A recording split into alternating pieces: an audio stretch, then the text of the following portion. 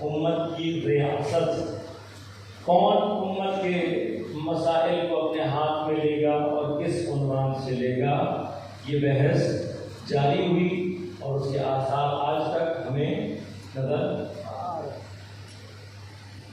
ایک بڑے طبقے نے یہ کہا کہ پیغمبر کے بعد امام بنانا، امامت میں بحث نہیں ہے، کوئی امامت کا انکار نہیں کر سکتا۔ انہوں نے کہا امام بنانا لوگوں کی ذمہ داری، اگر یہ ذمہ داری لوگوں کی ہے تو پچھلے 100 سال سے مسلمان یہ ذمہ داری ادا کیوں نہیں کر رہے؟ بھئی ایک دو دن کی بات تو نہیں ہے نا۔ اگر پہلے مرحلے میں آپ نے یہ کہا کہ چونکہ پیغمبر نے کہا تھا من مات ولم یعرف امام زمانہ ہی مات میتۃ الجاہلیہ، کہ جو مر گیا اس نے اپنے زمانے کے امام کو نہ پہچانا تو وہ کفر کی موت پر مرا۔ تو لوگوں کو کفر کی موت پر بچانے سے ضروری تھا کہ فوراً کسی کو منتخب کر لیا جائے۔ آپ نے کر لیا، 1300 سال تک چلتا رہا، جس شکل میں بھی چلتا رہا۔ اب 100 سال سے، بلکہ 100 سال سے زیادہ کا عرصہ ہو گیا، اب 100 سال سے آپ کو کفر کی موت پر بچانے کے لیے آپ کے درمیان کسی کا انتخاب کیوں نہیں ہو رہا؟ بھئی اب آپ سوال کریں، اپنے علماء سے جا کر سوال کریں، کبھی جب سسٹم 1300 سال جس نام سے بھی جیسا بھی چلایا آپ نے، تو کیا آپ 1300 سال کے بعد امت کی ضرورت ختم ہو گئی؟ بھئی جس چیز کے لیے آپ نے شیعوں کو اتنا مارا، اتنا قتل کیا، آج بھی کہتے ہو کہ تم نے نہیں مانا، تو بھائی ہمیں منوانے سے پہلے خود بنا تو لو پھر ہم سے منوانا، پہلے خود بنا تو لو پھر ہم سے منوانا۔ اگر نہیں بنا سکتے، خود بنا نہیں سکتے، ہم سے بنوانے کی کوشش کر رہے ہو، اور پھر تم بلا رہے ہو ہمیں اپنے بنائے ہوئے کی طرف، ہم تمہیں بلا رہے ہیں خدا کے بنائے ہوئے کی طرف۔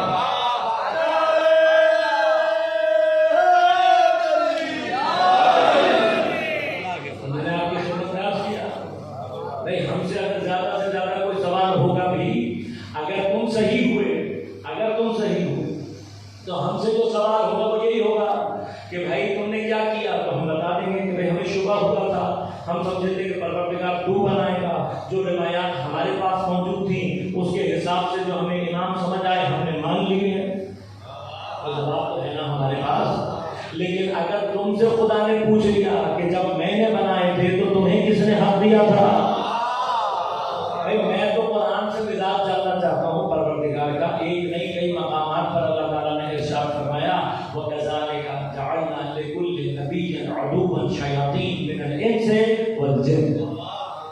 آیت اپنی پاکٹ میں رکھا کرو ہمیشہ، جو آیت بتا رہا ہوں سورہ مبارکہ انبیاء کی آیت ہے، کیا کہنا پروردگار وَكَذَلِكَ جَعَلْنَا لِكُلِّ نَبِيٍّ عَدُوًّا شَيَاطِينَ مِنَ الْجِنِّ وَالْإِنسِ، اور اسی طرح سے ہم ہر نبی کے لیے لِكُلِّ نَبِيٍّ، ہم ہر نبی کے لیے، کذالک کا معنی کیا ہے؟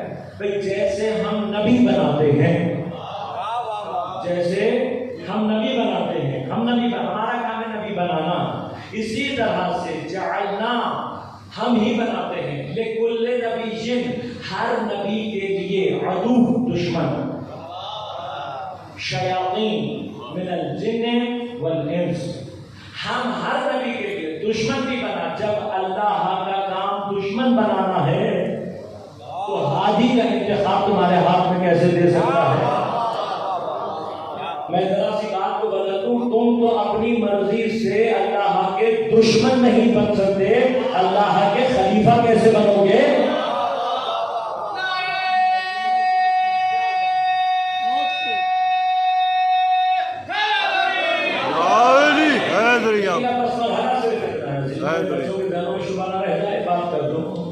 کہ یہاں پہ شبہ نہ رہ جائے ذہن میں کہ نبی یا امام بنانا اللہ کی ذمہ داری ہے، اس کے لیے اللہ صلاحیت نہیں دیکھتا۔ کیوں؟ اس لیے کہ یہ اس کے اور بندوں کے درمیان میں اس کا خلیفہ بننے جا رہا ہے۔ اس میں غلطی نہیں ہونی چاہیے۔ کیوں نہیں ہونی چاہیے؟ بہت کی جگہ میں صرف ایک مثال دے دوں، بچوں کو یہ بڑی کامن مثال میں دیتا رہتا ہوں لیکن آپ کو سمجھانے کے لیے دے رہا ہوں۔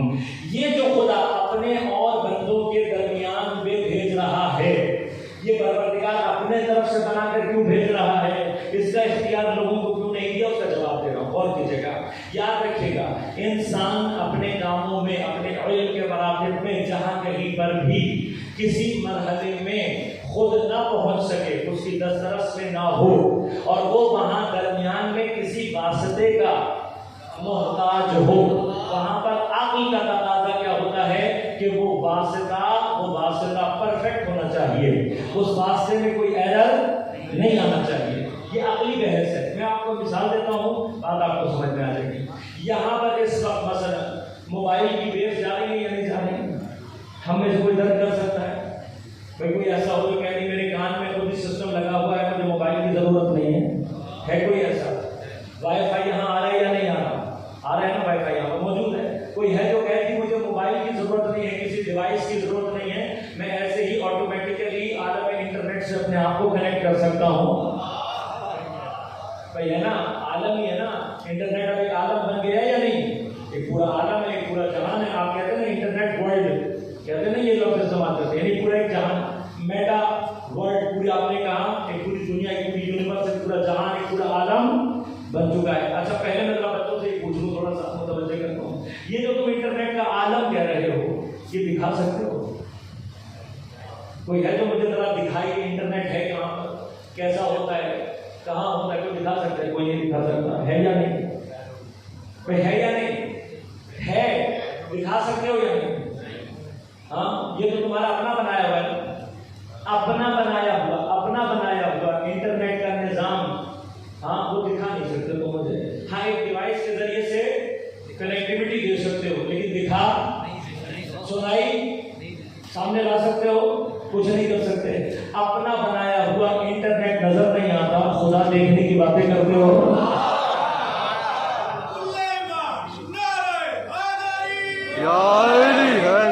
اپنا بنایا ہوا انٹرنیٹ ہے، اپنی بنائی ہوئی ڈیوائس ہے، یہ نظر نہیں آ رہا ہے. پھر فرشتوں کو دیکھنے کی باتیں کرتے ہو، وحی کو دیکھنے کی باتیں کرتے ہو، عالم ملکوت کو درک کرنے کی باتیں کر رہے ہو. بھائی ہے، غور کرنا، جس طرح کا عالم ہوگا، اس جیسا، اس سے مناسب، اس سے سنکرونائز ڈیوائس چاہیے ہوتا ہے، جو اس سے ریلیٹڈ ہوگا ویسا ہی چاہیے ہوگا نا. بھائی کوئی چھوٹی چیز دیکھنی ہو تو مائکروسکوپ چاہیے ہوتی ہے، دور کی چیز دیکھنی ہو تو ٹیلیسکوپ.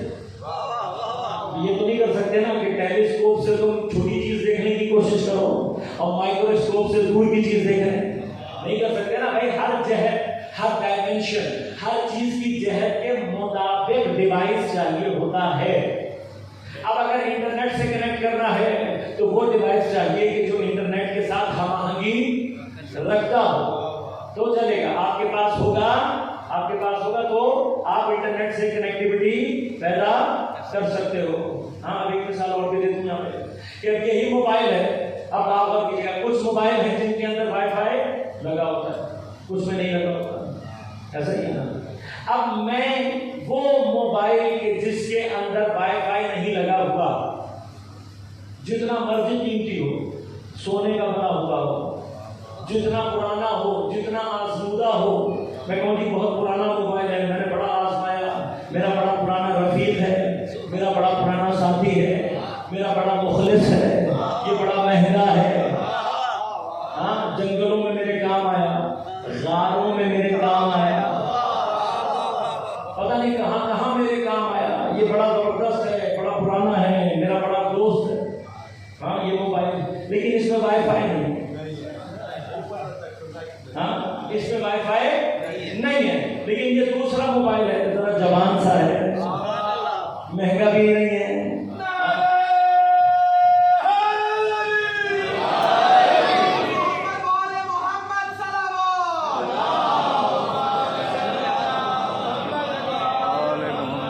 اب یہ جو موبائل ہے یہ ہے تو ینگ سا، جوان سا ہے، ہاں، اور غریب ہے بیچارہ، اتنا مہنگا بھی نہیں ہے، لیکن وائی فائی ہے، وائی فائی رکھتا ہے. تو اب میں جب اپنے بچے کے سامنے رکھوں گا دونوں موبائل تو کیا کرے گا؟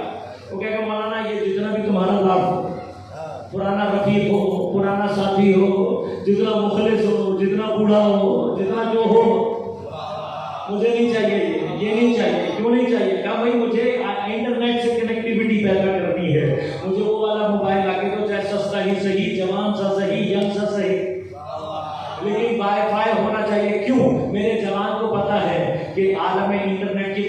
گیا ہے، تو اس کو کون سا چاہیے؟ جس میں وائی فائی لگا ہوا ہو۔ اب میں کہوں یہ جتنا بھی چیز ہو گا نہیں مجھے یہ نہیں چاہیے، بس تم نے دیکھا وائی فائی والے ڈیوائس اور غیر وائی فائی والے ڈیوائس میں کتنا فرق ہے۔ اب میں کسی بچے سے پوچھوں کہ بیٹے ان میں سے کون سا بہتر، کون سا افضل، وہ کہے گا مولانا وائی فائی والا افضل۔ میں کہوں یہ دونوں جیسے ہو سکتے ہیں، وہ کہے گا کبھی بھی ایک جیسے نہیں ہو سکتے۔ جس کے اندر وائی فائی نہیں ہے اس کو پتہ ہی نہیں چلے گا کہ انٹرنیٹ ہوتا کیا ہے، اس کو تو پتہ ہی نہیں لگے گا یہاں پہ کیا آ رہا ہے کیا نہیں آ رہا، کچھ بھی نہیں ہوگا، کچھ بھی نہیں چلے گا۔ تو اب اس کو پتہ ہے جس میں وائی فائی ہو اور جس میں وائی فائی نہ ہو یہ دونوں کبھی برابر نہیں ہو سکتے۔ تو اب خدا نے اسی لیے پیغمبر سے ایک نہیں قرآن میں 2 مقامات پر کہا، اے میرے حبیب کہو ان سے، بتاؤ ان کو، کہو ان سے انا بشر مثلکم، میں تمہارے جیسا دکھائی تو دیتا ہوں، یوحا الیہ، لیکن میں وہ ہوں جس کے اوپر وحی آتی ہے۔ بس اس کا مطلب کیا ہوا؟ پیغمبر کے اندر وحی کا ڈیٹیکٹر لگا ہوا ہے، وحی کا وائی فائی لگا ہوا ہے۔ جس میں وحی کا وائی فائی ہو اسے معصوم کہتے ہیں، جس میں نہ ہو اسے غیر معصوم کہتے ہیں۔ یہ تو سمجھ میں آ گیا، جس میں وائی فائی ہو اور جس میں نہ ہو یہ کبھی برابر نہیں ہو سکتے۔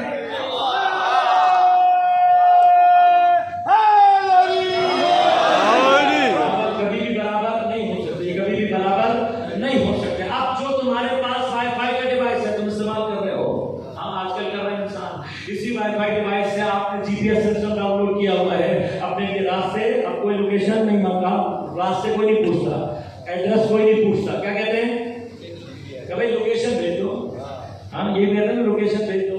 اب لوکیشن بھیج دی اور آپ چلے گئے بڑے اطمینان سے کہ جی میرے دوست نے بلایا ہے، چلے گئے آپ اس سے ملنے کے لیے۔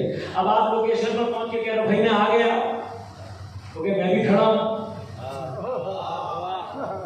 ہاں اب کہ میں آ گیا، وہ کہہ رہے میں بھی کھڑا ہوں، تو آپ کو سمجھنے میں ٹائم لگے گا کہ آج جی پی ایس میں گڑبڑ چل رہی ہے، ہاں۔ اور جب آپ کو پتہ لگے گا کہ جی پی ایس میں گڑبڑ چل رہی ہے تب آپ کو پتہ لگے گا کہ آپ کتنے گمراہ ہو چکے ہیں، پتہ لگے گا۔ تب بھی شاید نہ پتہ لگے کہ میں راستے سے کتنی دور، شاید یہ تو پتہ لگ جائے کہ گمراہ ہو گیا ہوں، غلط جگہ چلا گیا ہوں، آج جی پی ایس صحیح نہیں چل رہا، کہیں اور لے گیا، ہوتا نا بنا لیا آپ نے، انڈرائیو منگا لی، پتہ نہیں کریم منگا لی، فلاں منگا لی، وہ بیچارہ کہہ رہا ہے میں لوکیشن پر ہوں، آپ کہہ رہے ہیں میں بھی کھڑا ہوں، بعد میں پتہ لگتا ہے جی پی ایس کام نہیں کر رہا، کوئی گڑبڑ آ رہی ہے۔ جتنی دیر میں آپ کو پتہ لگے گا، پتہ نہیں کتنی دیر ہو جائے، پتہ نہیں کتنی دیر ہو جائے، کیا کیا مشکلات پیش ہو جائیں، بس غور کرنا۔ اب انسانی عقل کی ضرورت ہے، جہاں پر انسان کسی ڈیوائس کے اوپر، کسی واسطے کے اوپر ڈیپینڈ کر رہا ہو 100%، وہاں پر انسانی عقل کی ضرورت یہ ہے کہ وہ ڈیوائس ایرر لیس ہونا چاہیے، اس میں ایرر نہیں آنا چاہیے۔ کیوں؟ اگر ایرر آئے گا تمہیں کب کہاں کتنا دور لے جائے گا ہدایت سے تمہیں کبھی پتا بھی، جب تک پتہ لگے گا پتہ نہیں کہاں نکل جاؤ گے، کیا کہاں پہنچ جاؤ گے، کتنے دور ہو چکے ہوگے۔ تو جہاں پر انسان کے پاس واسطہ اس کا ڈیپینڈنٹ ہو وہاں پر اس کو ایرر لیس چاہیے۔ انٹرنیٹ کے لیے تو ایرر لیس چاہیے اور خدا کے لیے غیر معصوم تلاش کر رہے ہو۔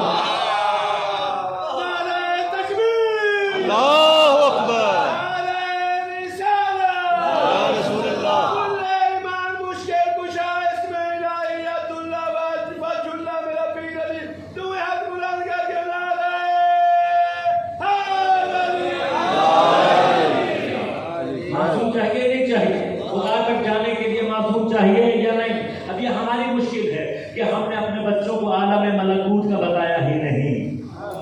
آج انہوں نے انٹرنیٹ کی اہمیت تو سمجھ لی ہے، بغیر انٹرنیٹ کے گزارا نہیں کرتے، اب اس مہمان کے گھر نہیں جاتے جس کے گھر وائی فائی نہ ہو، اس ہوٹل میں رہنا نہیں پسند کرتے جس میں وائی فائی نہ ہو۔ کچھ دیر کے لیے کنیکشن چلا جائے، بیچارے پریشان پھر رہے ہوتے ہیں، چھتوں پہ جا رہے ہیں، باہر نکل رہے ہیں، کہیں نہ کہیں کنیکشن لگ جائے، چونکہ ان کو اہمیت کا اندازہ ہے، اہمیت کا اندازہ ہے۔ اگر اسی طرح سے ہم نے ان کو عالم ملکوت کا عاشق بنا دیا ہوتا تو جیسے کہ آج کنیکشن ڈھونڈتے پھر رہے ہیں ویسے ہی اپنے زمانے کے امام کو ڈھونڈتے پھر رہے ہوتے۔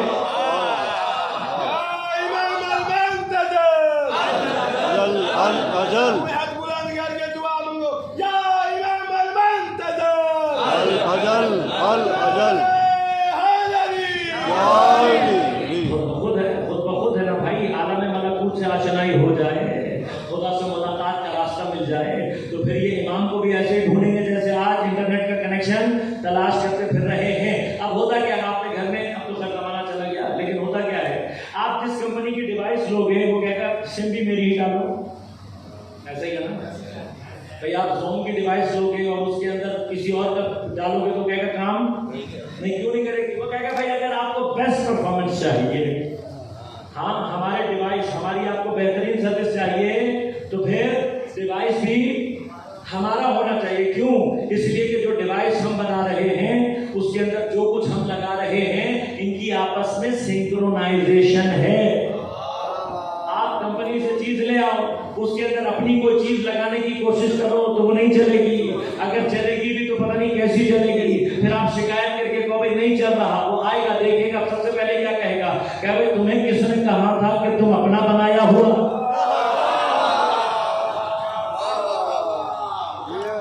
کہے گا یا نہیں کہے گا؟ وہ کہے گا بھائی تمہیں کس نے کہا تھا کہ اپنی مرضی سے لگاؤ، کمپنی ہماری، سروس ہماری،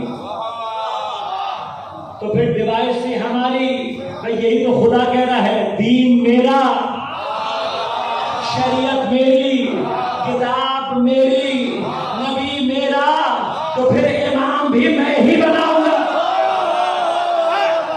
علی حق، علی حق، علی حق، علی حق، علی حق، علی حق، علی حق.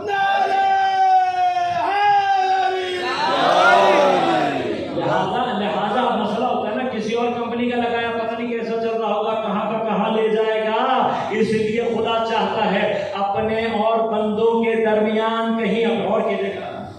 اگر کہتے ہیں نا کمپنی میں بعض اوقات بعض کمپنیوں میں مخاصمت ہو جاتی ہے، آپس میں کمپٹیشن آ جاتا ہے. وہ جب کمپٹیشن آتا ہے تو کیا کرتے ہیں ایک دوسرے کا راستہ کاٹنے کی کوشش. انسان ہے کیا کریں، انسانوں میں بھی اللہ نے شیطان بنائے. ہاں وہ کیا کرتے ہیں، وہ راستہ کاٹنے کے لیے تو اس کا کیبل کاٹ دیا، اس کا کیبل کاٹ دیا، اس کا کیبل کاٹ دیا. تو اب جب کیبل کٹنے لگے تو انہوں نے کیا کہا، انہوں نے کہا بھائی کیبل سے جان ہی چھوڑا، ایسا سسٹم کر دو کسی کو نظر ہی نہ آئے. ہاں ایسا سسٹم بنا دو جو ان کو نظر ہی نہ آئے. اسی لیے اللہ نے فرشتوں کا اور وحی کا سسٹم بنا دیا. کیوں؟ اس لیے کہ شیطان نے پہلے دن دھمکی دی اور کہا لَأُغْوِيَنَّهُمْ أَجْمَعِينَ إِلَّا عِبَادَكَ مِنْهُمُ الْمُخْلَصِينَ. اے پروردگار تجھے تیری عزت و جلال کی قسم ہے میں راستے پر بیٹھ جاؤں گا، اور راستے پر بیٹھ کر جتنے بھی آ رہے ہوں گے میں سب کو اغوا کروں گا. إِلَّا عِبَادَكَ مِنْهُمُ الْمُخْلَصِينَ.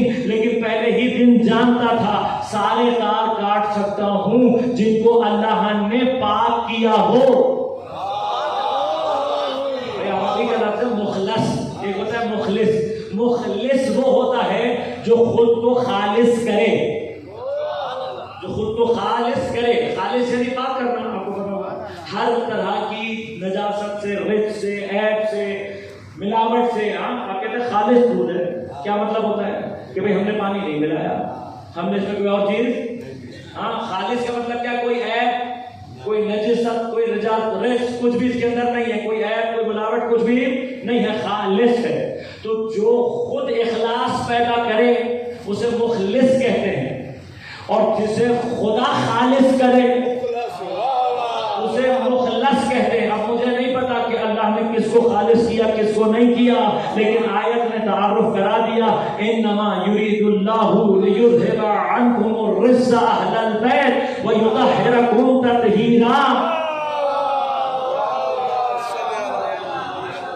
اللہ نے بتا دیا. اب مرحلہ کیا ہے، مرحلہ اللہ تعالیٰ چاہتا تھا ان کا سسٹم ایسا رہے شیطان کو کوئی تار ہی نہ ملے کاٹنے کے لیے، لہذا سلسلہ وحی سے جوڑا ہے کہ جہاں تک رسائی نہ ہو، تاکہ کیا ہو کوئی شیطان درمیان میں آ کر ان کو اغوا نہ کر سکے خدا کے سسٹم میں. لیکن جب خدا، دوسرا مرحلہ کیا ہے، شیطان کیسے بناتا ہے خدا، کیوں اس میں بھی تمہاری اوقات نہیں ہے. حتیٰ تمہاری یہ یاد رکھنا، انشاءاللہ کبھی موقع رہا عرض کروں گا شیطان بننے کے لیے بھی اوقات چاہیے، صلاحیت چاہیے.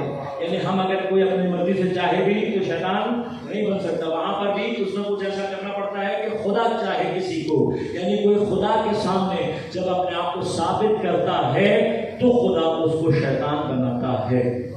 اب تفصیل بعد میں اس کروں گا. لیکن خدا نے کیا کہا؟ خدا نے کہا اسی طرح سے ہم ہر نبی کے لیے دشمن بناتے ہیں جو شیاطین ہیں، من الانس والجن. یعنی یہ جو دشمن شیاطین ہیں یہ انسانوں میں سے بھی ہوتے ہیں اور جنوں میں سے بھی ہوتے ہیں. ہاں کبھی موقع آئے انشاءاللہ شیطان شناسی تو پھر تفصیل سے بتاؤں گا آپ کو کہ شیطان کیا ہوتا ہے، کیسے ہوتے ہیں، جن شیطان کون ہوتا ہے، انسان شیطان کون سا ہوتا ہے، اور پھر یہ بھی بتاؤں گا کہ کون سا شیطان زیادہ خطرناک ہے، جن شیطان زیادہ خطرناک ہے یا انسان شیطان زیادہ. اس کا مطلب میں بتاؤں گا آپ کو. لیکن ابھی خدا کیا کہہ رہا ہے؟ ہر نبی کے لیے، ہر نبی کے لیے، ہر نبی کے لیے ہم نے بنائے ہیں شیاطین، دشمن ہیں، انسانوں میں سے بھی ہیں اور جنوں میں سے بھی ہیں. پھر تمام انبیاء کا جو جن شیطان دشمن ہے وہ سب کو پتہ ہے. حضرت آدم سے لے کر حضرت خاتم تک ابلیس سب کا دشمن. حضرت آدم سے لے کر پیغمبر تک سب کا جو جن شیطان دشمن ہے وہ سب کو پتہ. لیکن لازم آتا ہے ہر نبی کے جو انسانی دشمن ہوں گے، انسانی دشمن شیطان، وہ شیطان جو انسانوں میں نبی کے دشمن ہوں گے. جب انسان ہے تو لازمہ کہ کوئی ایسا تو نہیں ہوگا کہ جو حضرت آدم سے لے کر ایک ہی بندہ خاتم النبیین تک چلا رہا ہو. تو کیا ہوگا؟ اب ہر نبی کے دشمن انسان الگ الگ ہوں گے. تو اب یقیناً جب اللہ نے ہر نبی کے لیے انسانی دشمن شیاطین بھی رکھے ہیں تو پیغمبر کے لیے بھی رکھے ہوں گے نا. یقیناً جب اللہ نے کہہ دیا ہر نبی کے لیے تو ہمارے نبی کے لیے بھی ہوں گے. پروردگار ہم کیسے پہچانیں کہ پیغمبر کا دشمن شیطان کون ہوگا؟ تو آواز آئے گی یہ دیکھو کہ میرے ساتھ جو دشمن تھا، جو پہلے نبی کا جن شیطان دشمن تھا، اس کی حرکتیں پہچان لو.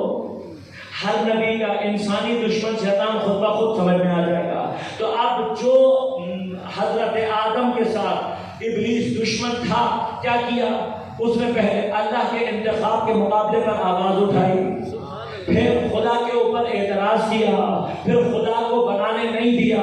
تو پھر خدا نے کیا کیا؟ خدا نے اسے رجیم کہہ کر اپنی بارگاہ سے نکال دیا. اب یہ دیکھو کہ پیغمبر کے زمانے میں کون ہے جو پیغمبر کے بنائے ہوئے کے مقابلے پر کھڑا ہو رہا ہے؟ کون ہے جو پیغمبر کے بنائے ہوئے پر اعتراض کر رہا ہے؟ کون ہے جو پیغمبر کو بنانے نہیں دے رہا؟ اور پھر کون ہے جس کو رحمت للعالمین نے غضب میں آ کر کہا کہ اگر مجھے نہیں لا کر دیتے ہو کاغذ و قلم تو نکل جاؤ میری بات. جسے محمد کے دشمنوں پہ نہیں پتا، تاریخ خود جا کر پڑھو، بس سمجھ میں آ گیا. جسے خدا اپنی بارگاہ سے نکالے وہ جن شیطان، جسے نبی اپنی بارگاہ سے نکالے وہ انسانی شیطان. دشمن بنانے کا اختیار کو میں نہیں دیتا تو اپنا ہادی بنانے کا دے گا نہیں. بس کیا آپ سے بڑی جلدی ہی خلافت کا عنوان تبدیل ہوا اور ملوکیت میں تبدیل ہو گیا. اب یہ کہوں گا کیسے وہ ہم سے نہیں پوچھنا. ابو العلا مودودی صاحب کی کتاب ہے خلافت و ملوکیت، وہیں جا کر پڑھ لینا. سارے دلائل آپ کو انشاءاللہ وہیں سے مل جائیں گے. کوئی بات نہیں، ہم مان لیتے ہیں، یہ بھی مان لیتے ہیں کہ خلافت اگر ملوکیت میں تبدیل ہو گئی اور آپ یہ کہتے ہو کہ یہی اسلام کا سسٹم ہونا چاہیے، تو اب قرآن سے پوچھنے کی ضرورت ہے یا نہیں کہ اگر کوئی ملک، اگر کوئی بادشاہ دین کے دائرے میں چاہیے ہوتا ہے تو خدا لوگوں کو اختیار دیتا ہے یا خود بناتا ہے؟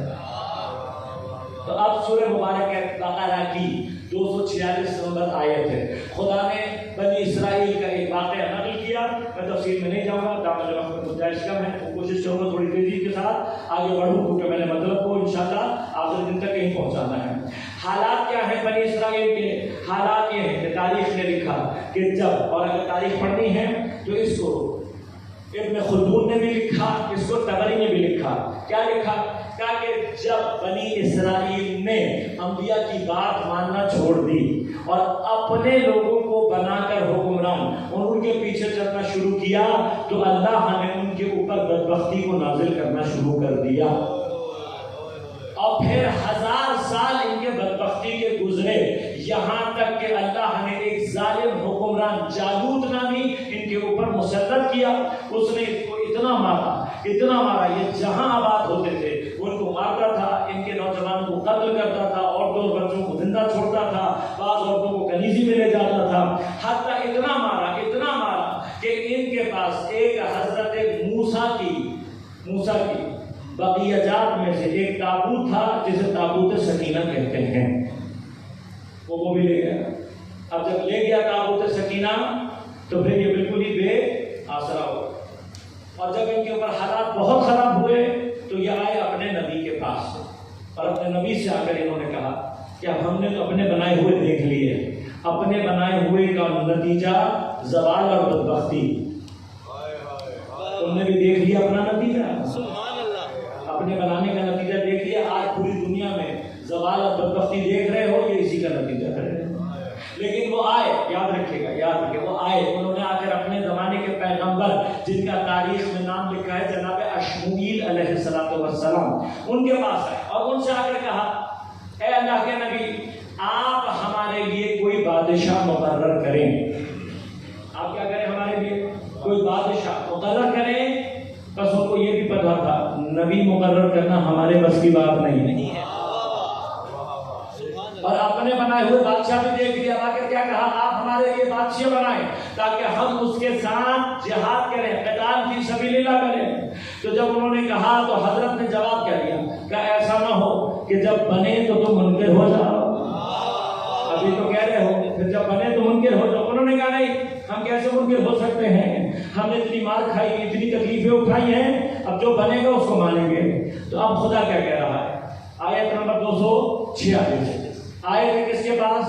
نبی کے پاس۔ کیا کہنے آئے تھے؟ کہ آپ ہمارے لیے بادشاہ بنائیں۔ بادشاہ، ملک کا لفظ استعمال کیا قرآن میں، کیا بنا کے دیں آپ ہمارے لیے؟ بادشاہ آپ بنا کر دیں۔ تو حضرت اشمول کو چاہیے تھا ووٹنگ کرا لیتے، اجماع کرا لیتے، شورا، بھئی یہ سارے نظام تو فیل ہو چکے تھے نا، یہ سارے نظام فیل ہو گئے تھے، تو حضرت اشمول خود ہی کسی کو بنا لیتے، لیکن قرآن نے آواز دے کر کہا نہیں، حضرت اشموئیل کو بھی حق نہیں تھا، لہذا انہوں نے کیا کہا؟ وحی کا انتظار کیا۔ اللہ نے وحی بھیج کر کہا کہ ہم بنا رہے ہیں۔ اب اگر تمہیں دین کے دائرے میں چاہیے، بس یاد رکھو جب بھی تم بناؤ گے دین کے دائرے سے خود بخود باہر ہوگا، اور اگر دین کے دائرے میں چاہیے تو کون بنائے گا؟ آواز دی ان اللہ قال لهم نبیهم ان اللہ قد بعث لکم طالوت ملکا۔ انہوں نے آ کر کہا کہ بھئی مجھے بھی اختیار نہیں ہے بنانے کا، مجھ پر اللہ نے وحی کی، کیا کہی کہ اگر دین کے دائرے میں بادشاہ چاہیے تو اللہ کو اختیار ہے، نبی کو اختیار نہیں ہے۔ جب نبی کو بھی اختیار نہیں ہے تو پھر عوام کو کیسے اختیار ہو سکتا ہے؟ دین کے دائرے میں حتیٰ نبی کو بھی اختیار نہیں ہے۔ جب نبی کو اختیار نہیں ہے تو پھر اللہ امت کو اختیار نہیں دیتا۔ اب ہوا کیا؟ جب انہوں نے کہا ان اللہ قد بعث لکم طالوت ملکا، اللہ نے طالوت کو تمہارا بادشاہ مقرر کیا، تو آپ جو کل تک کہہ رہے تھے کہ ہم مخالفت نہیں کریں گے، جیسے ہی طالوت کا نام آیا تو اب طالوت ظاہری طور پر تھوڑے سے غریب تھے، تو جب غریب تھے تو انہوں نے کیا کہا؟ انہوں نے کہا بھئی اس کو کیسے بادشاہ بنا رہے ہو، یہ تو بہت غریب ہے۔ ہاں اب غور کرنا، لوگ کہتے ہیں بھائی نبی کے بنائے ہوئے کہ کیسا کوئی منکر ہو سکتا ہے، یہ کیسے ہو سکتا ہے کہ نبی کسی کو ساری امت کے سامنے بنا دے اور امت نہ مانے؟ تو کبھی قرآن پڑھ کر دیکھو، اللہ نے ایک نہیں کئی امتوں کا تذکرہ کیا۔ جناب طالوت نے پہلے کہا کہ دیکھو میں بناؤں تو پھر منکر مت ہونا، انہوں نے وعدہ دیا تھا، لیکن جیسے ہی طالوت کا نام آیا انہوں نے فوراً انکار کرنا شروع کیا۔ اب اللہ کے نبی نے کہا بھئی ہے تو یہی، ہوگا تو یہ، اللہ نے بنا دیا ہے، پر جب اللہ بنا دیتا ہے تو ہٹاتا نہیں ہے، بنا دیا۔ اب لیکن اللہ نے کوئی معیار دیا یا نہیں؟ اللہ نے معیار دیا۔ کیا تم دولت کی بات کر رہے ہو؟ اللہ دولت نہیں دیکھتا۔ ان اللہ اصطفاہ علیکم، اللہ نے اس کو تمہارے اوپر منتخب کیا ہے، بس یاد رکھو اللہ کا بنایا ہوا ہمیشہ اللہ ہی کا چنا ہوا ہوتا ہے۔ پھر معیار بتائے گا وَزَادَهُ بَسْطَةً فِي الْعِلْمِ وَالْجِسْمِ، اللہ نے اس کو علم بھی تم سے زیادہ دیا اور طاقت بھی تم سے زیادہ دی۔ اب میں خلیفہ کی بات نہیں کر رہا، اب میں امام کی بات نہیں کر رہا۔ اگر مسلمانوں کو دین کے دائرے میں کبھی بادشاہ بھی چاہیے ہو تو پہلے تو نبی بنائے گا. اگر نبی نہ بھی ہو تب بھی قرآن کا معیار سامنے رکھنا. اللہ کے بنائے ہوئے کا علم بھی زیادہ ہوتا ہے اور طاقت بھی زیادہ ہوتی ہے. اب اگر پیغمبر کے بعد کوئی اصول نہیں تھا تو قرآن تو تھا نا. تمہیں نے تو کہا کہ ہمارے لیے اللہ کی کتاب کافی ہے. تو اللہ کیا کہہ رہا ہے؟ اگر نبی کے بعد کسی کو بنانا ہے, اللہ کے بنائے ہوئے کا علم بھی زیادہ ہوتا ہے, طاقت بھی زیادہ ہوتی ہے. اب میں پورے عالم کو چیلنج کر رہا ہوں, نبی کے بعد علی سے بڑا عالم اور علی سے بڑا شجاع اگر کوئی ہے تو طاقت دکھا.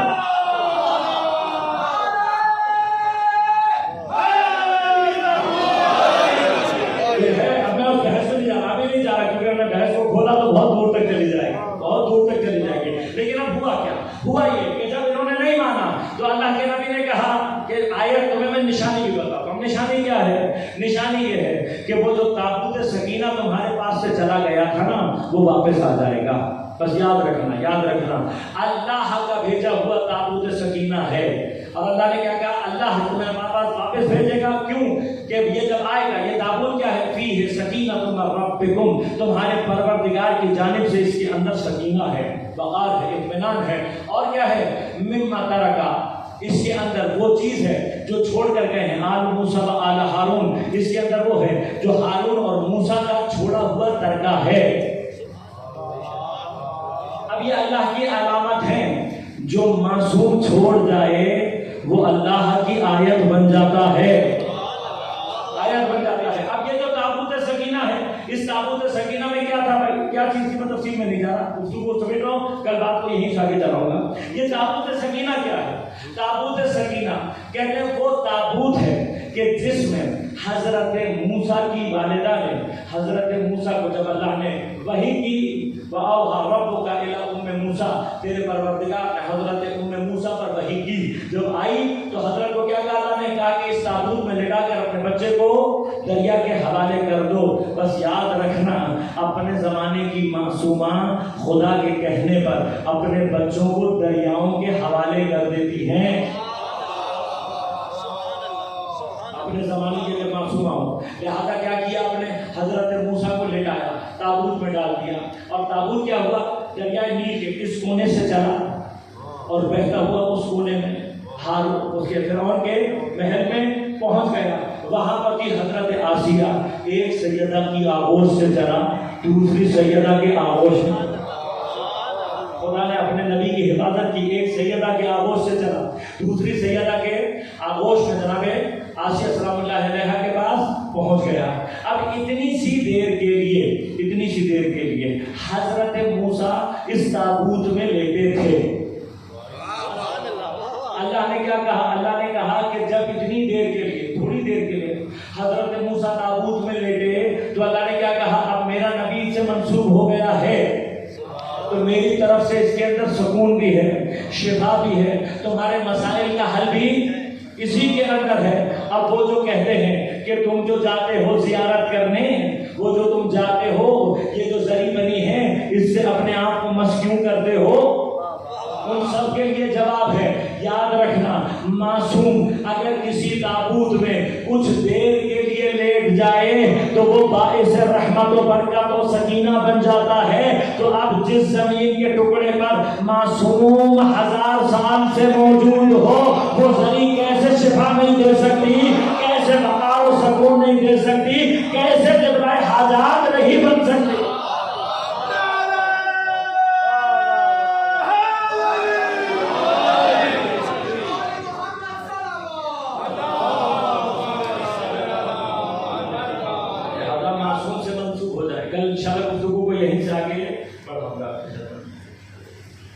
معصوم سے نسبت پیدا ہو جائے, اور معصوم اگر کسی جوان پر نگاہ ڈالے تو خدا جانے اس جوان کو کہاں لے جاتا ہے. 13 برس کا قاسم ہے. کون ہے جناب قاسم؟ جناب قاسم امام حسن مجتبی کے یتیم ہیں.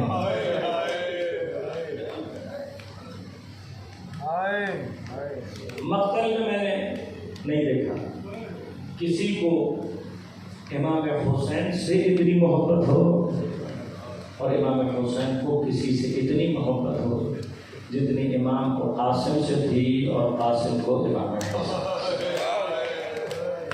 لیکن میری کوئی حیثیت نہیں ہے کہ میں جسارت نہیں کر رہا، تو مقام نہیں ہے کہ میں مقابلہ کروں.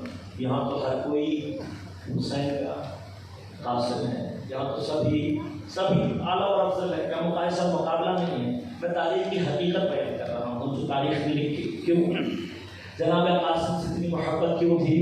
2 وجہ. پہلی بات، جناب قاسم شبیہ تھے بالکل امام حسن مصطفیٰ. لہٰذا جب نانا کی یاد آتی تو علی اکبر کے چہرے کو دیکھتے، اور جب بھائی حسن کی یاد آتی تو جناب قاسم. لہٰذا جتنی محبت امام کو جناب امام حسن سے تھی، وہ ساری محبت کا مرکز کون رہا؟ جناب قاسم. دوسری بات کیا تھی؟ جناب قاسم 3 برس کے تھے جب امام حسن کی شہادت ہوئی ہے. یہ امام حسن کا یتیم بچہ ہے.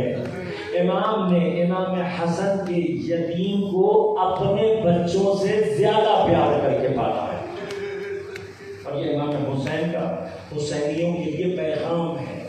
اگر حسینی ہو اور تمہارے اطراف میں کوئی بچہ یتیم ہے تو حسین کی سنت یہ ہے کہ اپنے نزدیکی یتیم کو اپنے بچوں سے زیادہ پیار کر کے پالو. یہ حسین کا درس، یہ حسین کا درس.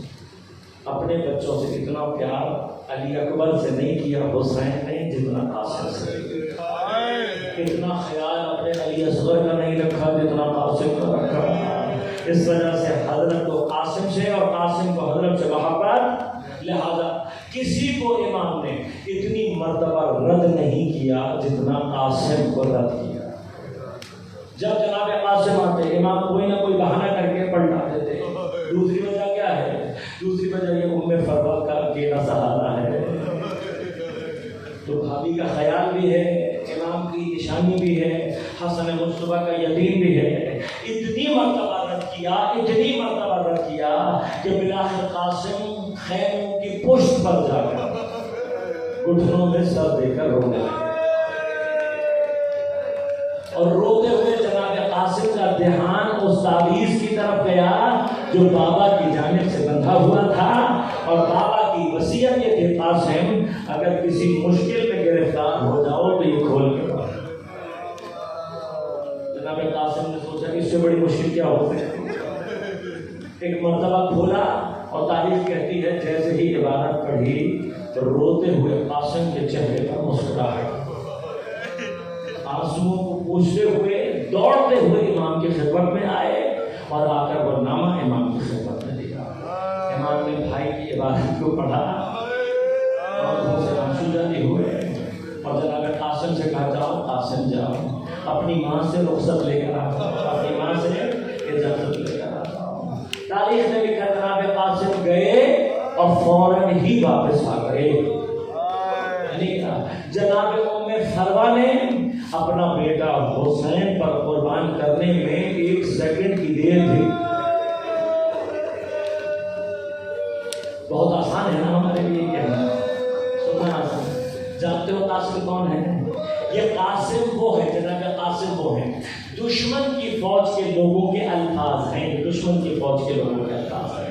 جب مختار نے گرفتار کیا نا لوگوں کو، ان سے پوچھا تو قاتل جو تھا اس نے کہا کہ جب حسین کے لشکر سے ایک 13 یا 14 برس کا لڑکا آیا نا اور اس نے رجس پڑھنا شروع کیا تو میں نے آگے بڑھ کر پوچھا، میں نے کہا بچے تم کون ہو، اپنا تعارف کراؤ. کہا اس نے اپنا تعارف کراتے ہوئے جب اپنے چہرے سے نقاب ہٹائی تو ایسا لگ رہا تھا جیسے چاند کا ٹکڑا زمین پر اتر گیا ہو. بس ایک مرتبہ دل پر ہاتھ رکھ کر سوچو، جو جوان دشمن کی نظر میں اتنا خوبصورت ہے وہ اپنی ماں کی نگاہ میں کتنا پیارا ہو. اور اتنا خوبصورت جوان، اتنا خوبصورت بیٹا، اور فرق میں فرمانے 1 سیکنڈ نہیں لگایا حسین کا قربان کر دیا. میرا سلام ہو کر بنا کی ماں کا اپنی ماں سے اجازت لے کر آئے اور آ کر کھڑے ہوئے. امام نے کہا زرا لاؤ. اب جب زرا لا کر دیکھی تو قاسم 13-14 برس کے، بدن کمزور بھی تھا، قد بھی چھوٹا سا بچے ہیں، لڑکے ہیں، کہ کوئی ذرا ایسی نہیں تھی جو جناب قاسم کے بدن پر ہو، کوئی خود ایسا نہ تھا جو قاسم کے سر پر بھولا ہے۔ لہذا یہ واحد شہزادہ ہے جو بغیر ذرا اور بغیر خود کے، اب جب دیکھا امام نے تو امام نے امام حسن مجتبیٰ کا امامہ بنایا، منگا کر امامے کو کھولا، اس کے 2 ٹکڑے کیے، ایک کپڑے کو کفن بنا کر قاسم کی گردن میں ڈال دیا۔ مجھے نہیں پتا حسین کی نگاہیں کیا دیکھ رہے ہیں۔ دوسرے ٹکڑے کو دوبارہ امامہ بنا کر قاسم کے سر پر رکھا۔ قاسم کا قد چھوٹا ہے، پاؤں رکاب تک نہیں پہنچتے، حکم دیا رکابوں کو کاٹ کر اونچا کیا گیا۔ بس اب قاسم کے حسین سے جدا ہونے کا وقت آ گیا۔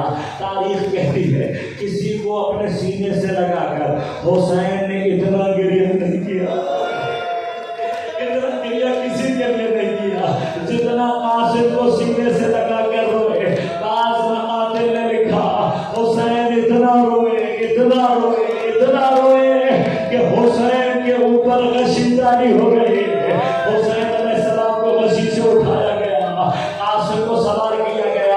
اب جب قاسم چلا ہے کسی کی سواری کے پیچھے، حسین اتنی دور تک نہیں گئے جتنا قاسم کی سواری کے پیچھے گئے۔ ارے حسین کے لیے قاسم کو جدا کرنا بڑا سخت تھا۔ جب قاسم چلے گئے واپس آئے، حسین اپنی جگہ پر نہیں بیٹھے بلکہ بے چینی سے خیمے کے سامنے ٹہلتے رہے، بار بار مقتل کی طرف نگاہ کرتے تھے۔ ارے کب میرا بیٹا مجھے آواز دے گا، کب میں اپنے قاسم کی مدد کے لیے جاؤں گا۔ بس راوی کہتے ہیں جناب قاسم نے پہنچ کر حملہ شروع کیا، حضرت شامی کے بیٹوں کو واصل جہنم کیا، خود حضرت شامی کو واصل جہنم کیا تو شرک ایک مرتبہ چیخ نکلی، چیخ کر کہتا ہے یہ علی کا پوتا ہے، اسے بچہ مت سمجھنا۔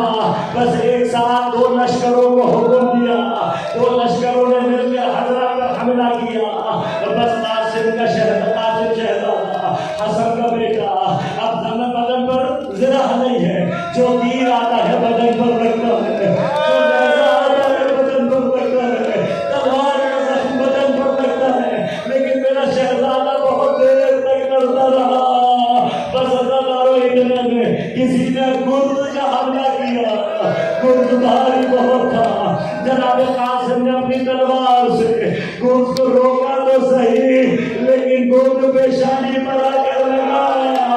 اب سر پر خود نہ تھا، جیسے ہی آ کر لگا گرد، جناب قاسم کی پیشانی دوبارہ ہوئی، ایک مرتبہ چکرا کر قاسم زمین پر گرے۔ آیت اللہ شوشتری علیہ رحمت لکھتے ہیں ہر شہید نے گرتے ہوئے امام کو سلام کیا ہے، علیکم منی السلام یا ابا عبداللہ، لیکن قاسم کو امام سے محبت بہت تھی۔ جناب قاسم نے امام کو سلام نہیں کیا بلکہ گرتے ہوئے آواز لگا کر کہا یا عمّا ادرکنی، اے میرے چچا میری مدد کرو۔ راوی کہتے ہیں جیسے ہی چچا کی آواز گونجی، ایک طرف سے حسین نے حملہ کیا، ایک طرف سے جناب عباس